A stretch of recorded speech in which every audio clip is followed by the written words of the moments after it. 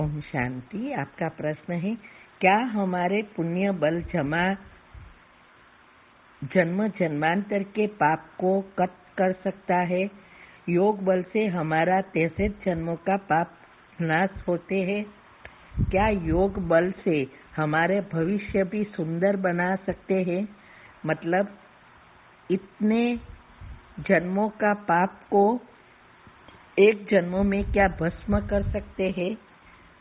उत्तर है, देखो, पुण्य और पाप दोनों का भाग्य बनता ही है। इस कर्म की गति में प्लस ही होता है, माइनस नहीं होता है। आप वो कर्म की गुह्य गति के टॉपिक आध्यात्मिक रीति से जो रखे हैं मैंने यूट्यूब पर, उसका स्पेशल प्लेलिस्ट में ग्रुप ही बनाया है, वो सब सुनो। इसमें से आपको पता चलेगा कि कभी भी 10 पुण्य किया और 20 पाप किया तो 20 में से 10 रह गया, ऐसा नहीं। 10 पुण्य भी भोगना पड़ेगा और 20 पाप भी भोगना पड़ेगा। ये आप अच्छी रीति समझ सकते हो, तो वो आप सुनो। दूसरा, आपके जो भी प्रश्न है, तो देखो, जब भी हम कोई अच्छा कर्म करते हैं, वैसे भी दुनिया में भी जब हम ज्ञान मार्ग में नहीं हैं, तब भी अगर हम कोई अच्छा कर्म करते हैं तो पुण्य बनता है, लेकिन बुरा करते हैं तो पाप भी बनता है। अभी पुण्य क्या करता है? हमें बैलेंस में रखता है। माना जब भी नेक्स्ट जन्म में, चलो सोचो कि नेक्स्ट जन्म में अगर सब पाप ही पाप बच जाए तो दुख ही दुख हो जाए। इसीलिए क्या होता है, थोड़ा पुण्य भी आता है, पाप भी आता है। और ये भी है कि ये जो पुण्य है, वो पुण्य और पाप कर्म की गति में ये दो चीजें साथ में हैं। जैसे हमारे कोई व्यक्ति के साथ घर में जो भी है हमारे साथ आए हैं, वो सबके साथ अच्छे या बुरे, कड़े से कड़े कर्म होते हैं। माना बुरे भी जास्ती होते हैं, अच्छे भी जास्ती होते हैं। अब जब भी हमारे दोनों के बीच पाप और पुण्य दोनों साथ में बाहर आते हैं, तो पुण्य पहले यूज होता है, पाप ठेलते जाते हैं। और ऐसे ही हमारे 63 जन्मों के पाप इकट्ठे हुए, पुण्य यूज होता रहा, ऐसा ऐसा चलता रहा। अभी जब भगवान इस सृष्टि पर आते हैं तो वो हमें यही सिखा रहे हैं, अभी ऊपर से पुण्य भरते जाओ तो पाप क्या होगा, नीचे चला जाएगा। ड्रामा का ज्ञान पक्का होना चाहिए। कोई भी चीज ईथर तत्व में जो भी पहुंची है कभी भी डिस्ट्रॉय नहीं होता। ये ईथर तत्व के टॉपिक आत्मा की शक्ति के टॉपिक में आता है। अभी तो हमने रिकॉर्ड करना भी शुरू किया है, लेकिन तीव्र पुरुषार्थ ग्रुप में जो आत्मा की शक्ति के टॉपिक आते हैं उसमें भी मैंने बताया है। और ईथर तत्व के बारे में 2-3 टॉपिक भी रखे हैं क्योंकि प्रश्न आए थे। और अभी वेबिनार चल रहे हैं फ्राइडे को, इसमें भी ये बहुत 10 डायमेंशन की बातों में ईथर तत्व का भी डिटेल में बताया कि ये ईथर तत्व सारे विश्व में व्यापक है और वो कभी भी डिस्ट्रॉय नहीं होता। और हम जो भी सोचते हैं वो सारे संकल्प के वाइब्रेशंस के रूप में ईथर तत्व में जमा रहता है। अभी वो ईथर तत्व विनाश के समय भी वो यहाँ ही रहता है, यही ड्रामा है। और हम आत्माएं सिर्फ अपने ओरिजिनल स्थिति के साथ परमधाम जाती है। फिर इस ईथर तत्व के साथ समय, स्थल, गुरुत्वाकर्षण, ये सारे बल भी जोड़े हैं और ऐसे ये दुनिया चलती है। तो अभी क्या होता है, हम ऊपर से पुण्य भर भर करते हैं और पाप नीचे चला जाता है। इसीलिए बाबा ने हमें ड्रामा का ज्ञान और कर्म की गुह्य गति समझाई। तो इससे हमारा पुण्य इतना बढ़ जाता है कि हम सत्युग त्रेता में सारा पाप नीचे चला जाता है।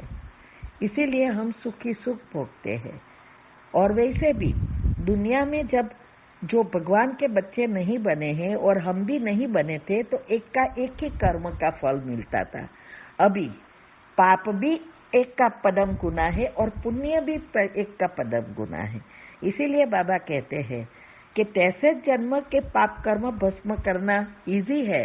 अगर आपने ये नए पाप कर्म बनाए तो पदम गुना बनता जा रहा है, तो बहुत समय लगता है या डिफिकल्ट है। इसीलिए कहा कि वहां ही समाप्त करना सीख जाओ, फुल स्टॉप लगाकर पॉजिटिव सोचना सीखो। और ये 8 ग्रुप हम जो भी कर रहे हैं वही बता रहे हैं कि ये करने से ही आप नए पुण्य कर्म बनाएंगे।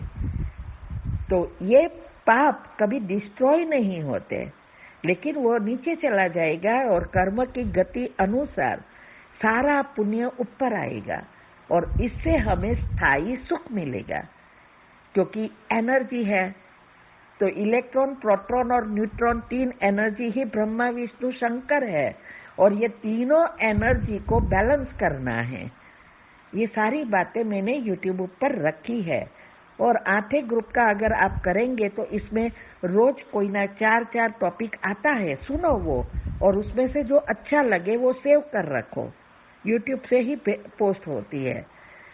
तो ऐसे करेंगे तो ऑटोमेटिक आपके पॉजिटिविटी बढ़ने से सारे पाप कर्म नीचे चलते जाएंगे और पुण्य ऊपर आएगा। तो इसीलिए ये फायदा होता है हम 8 ग्रुप का रोज करते हैं तब। फिर सिर्फ प्रश्न उत्तर के ग्रुप में अगर रहे हैं कोई तो कोई फायदा नहीं है, तो प्रश्न पूछ के फिर निकल जाते हैं, बहुत अच्छा करते हैं, सूक्ष्म पाप भी बना लेते हैं। तो हमें सूक्ष्म पापों की झोली का जो छेद है वो बंद करना पड़ेगा और नियम संयम से हमारे मन बुद्धि को चलाना पड़ेगा, तब ये अवस्था बनती है। तो पाप कर्म कभी भी भस्म नहीं होते हैं, लेकिन हम पुण्य से उसको ठेलते जाते हैं, मीन्स के नीचे धकेल देते हैं। और इसीलिए भक्ति में भी कहते हैं पुण्य करते रहो तो पाप हैरान नहीं करेगा, यही कारण है। ठीक है। ओम शांति।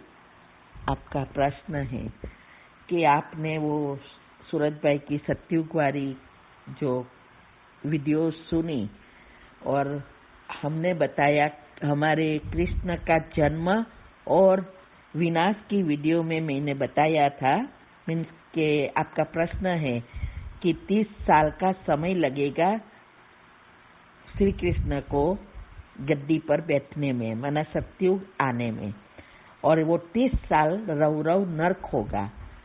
तो एक चीज क्लियर करे कि श्री कृष्ण का जन्म संगम युग में ही होता है या संगम युग खत्म होने के बाद। अगर बाद में होता है तो फिर 2 युगों के बीच 30 साल का गैप हुआ ना। उत्तर है, देखो ये एक बार जगदीश भाई का मैंने मैगजीन में टॉपिक पढ़ा था। उस समय हम नए थे तो ये सारे राज पता नहीं था, इसलिए मैंने कॉपी नहीं रखी। लेकिन वो चीज अभी तक मुझे याद है। उसने सारा स्टैटिस्टिक बताया था कि 50 साल सतयुग का और 50 साल कलयुग का, इस मिल के 100 साल होगा। और इसमें फिर बताया था कि अंत में भी ऐसा 15-15 साल या 20-20 साल कुछ होगा, ऐसा स्टैटिस्टिक बताया था। तो श्री कृष्ण का जन्म जब होगा तो वो विनाश हो जाएगा, लेकिन वो कलयुग का भी इसमें समाया हुआ है और सतयुग माना 30 साल जो है उसमें दोनों का हाफ होगा। तो उसने बहुत अच्छी रीति समझाया था। अभी मुझे ये चीजें याद नहीं है कि कैसे पहले 33 साल ब्रह्मा बाबा थे तब 50-50 कैसे हुआ, ये सारा समझाया था। फिर कैसे 50 हुआ और अब विनाश के समय कैसे 50 होगा। तो लेकिन मुझे अभी इतना ही याद है कि 50-50 हर एक चीज में होती है। तो और ये सब बातें छोड़ो, ये भी एक व्यर्थ की तरह चलेगा। इसके लिए फुल स्टॉप लगाकर हमें अपने पुरुषार्थ में ध्यान देना है। जो भी चलना है नियम अनुसार सब कुछ होगा। बाबा को सब पता है। ठीक है। ओम शांति।